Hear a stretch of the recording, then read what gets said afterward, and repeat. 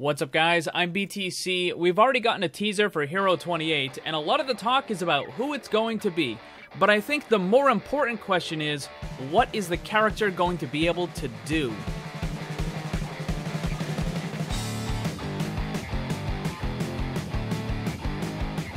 I've been getting a ton of requests. I know a lot of you guys have been waiting for my official Hero 28 prediction video, and this is going to be it.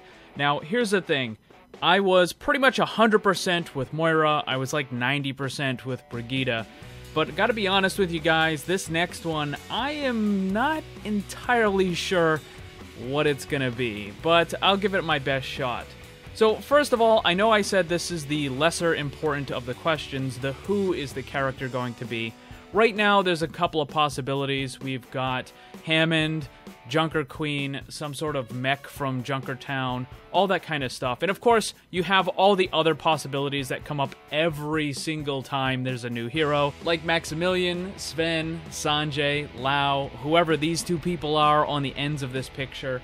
The thing is, I think people are looking at this the wrong way. We keep trying to look into the comics and the animated shorts for people who might potentially be new characters, but 4 of the 6 that have been released so far were completely unknown prior to their announcements. Yeah, we got some little hints about them, but we didn't actually know who the character was or what they could do until the full announcement. Unless I'm mistaken, Ana, Sombra, Orisa, and Moira were completely unknown characters until suddenly they were being announced. We knew about Doomfist just because he's had a big part of the whole lore of the game, and then we also knew about Brigitte because she was included in a couple of the comics and the animated shorts.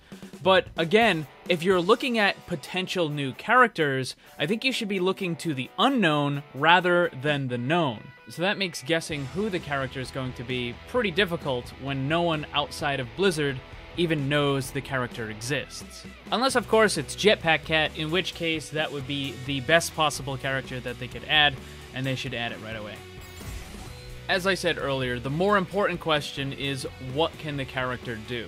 Now, if we look at the PTR, you can see that the character roles have been simplified a little bit more. It's only 3 now.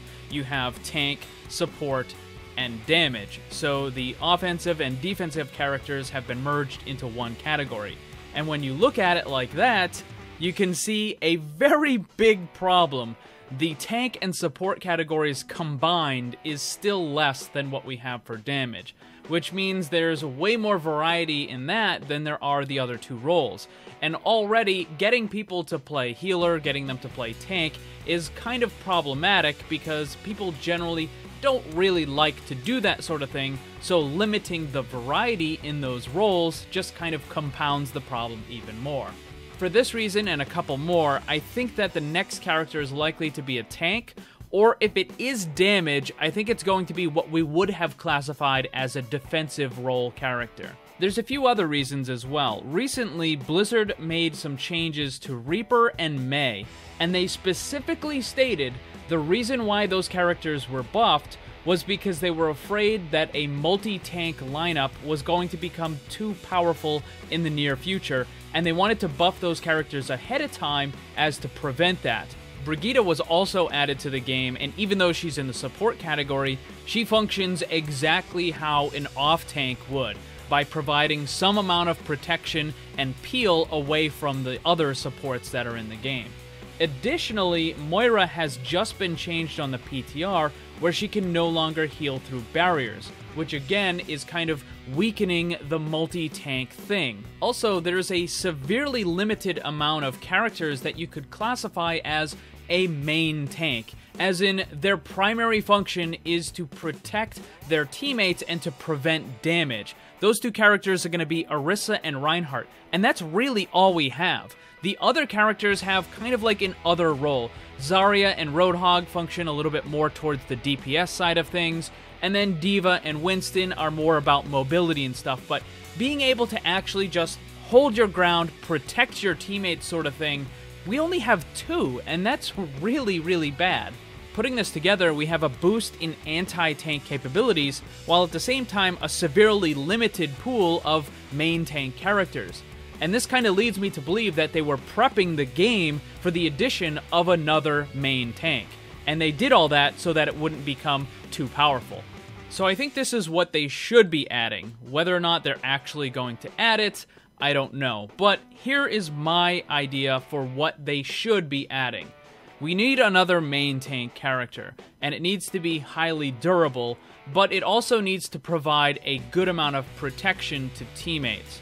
I'm still a pretty big fan of the idea of a lifelink, where the tank is connected to one of your teammates in some form or another, and whatever they take for damage, a percentage of that damage is instead given to the tank as opposed to the other character, so they kind of absorb that damage. It's a way of having a barrier without actually having a barrier.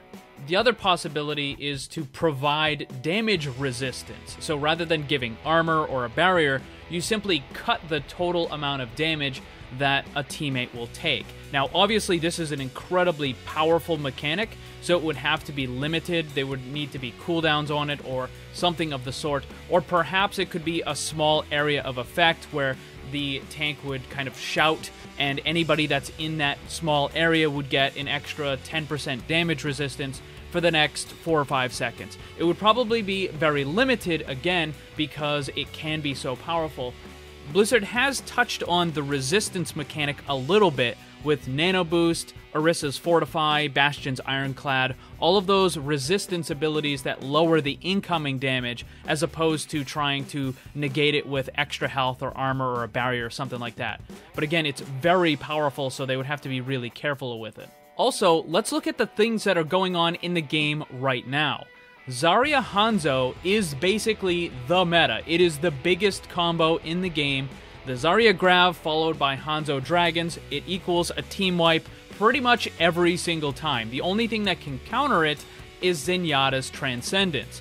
But even then, Mercy can damage boost the Hanzo, it's still a team wipe, even through Zen Transcendence.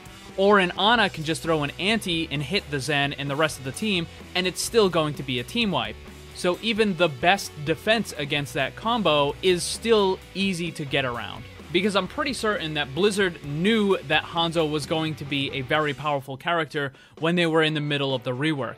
And when you're getting more Hanzos, you're necessarily going to get more Zaryas for the combo. So they saw this coming, they build a tank character that can provide some sort of resistance. Maybe it's an ultimate. Maybe he has to build it up, and then once you get caught in the grab combo, he can do a shout. It gives everyone on his team, let's say 25-30% damage resistance. It's not going to be amazing, it's not going to be to the same level as an individual Nano or a Fortify or something like that, but it would be something that a tank could provide that would actually keep your team alive through these highly damaging ults. Because funny enough, the tanks don't really do all that of an amazing job keeping their teammates alive through the high damaging ults.